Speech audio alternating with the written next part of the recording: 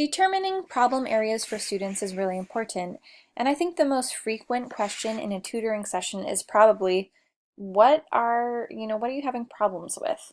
Now this question I think is a really important one. However, the problem comes from when tutors really take students' answers at face value without really examining the answer in detail.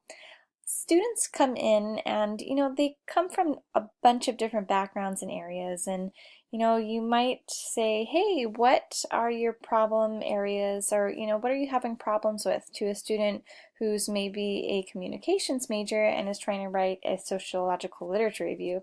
That student may or may not know actually what their problem areas are. So it's really important to ask those follow-up questions to be able to really determine what problem areas are for a particular student. So let's kind of take a look at an example. So in this example, we have Jeremy as the tutor and Royce as the tutee, or the student. Now let's say that Royce has come in because he's written an essay and he really feels like it could use some revisions. So he comes in for tutoring and sits with Jeremy, and Jeremy asks him, what are you having problems with? So Royce answers, oh, subject-verb agreement. Now Jeremy is probably going to want to know more than this. While he might not be totally well-versed in a bunch of different questions on subject-verb agreement, he can ask some important follow-up questions to better determine what exactly Royce is having a difficult time with. So one example of a follow-up question is, what other problems do you have?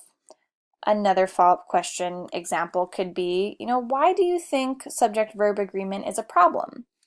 Or what do you understand about subject-verb agreement? Or have you heard of collective nouns?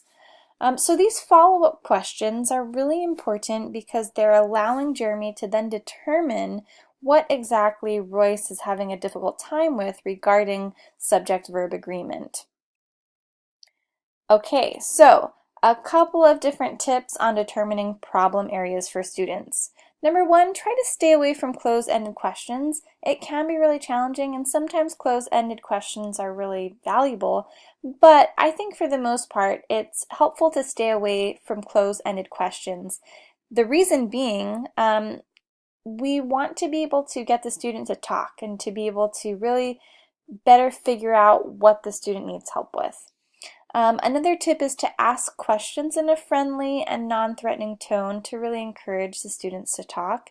And then don't overload the student with too many questions. I think one or two, maybe even 3 follow-up questions is valuable, but giving the student 8 follow-up questions can be a little bit overboard. So really use your discretion and discernment regarding the number of follow-up questions you ask to help you determine the problem areas for the student. Of course, with more questions, the tutor is able to give more specific help and diagnose the student's problem much better. However, we do want to work on trying not to overwhelm the student with too much. I hope this helps, and you can move on to the next video.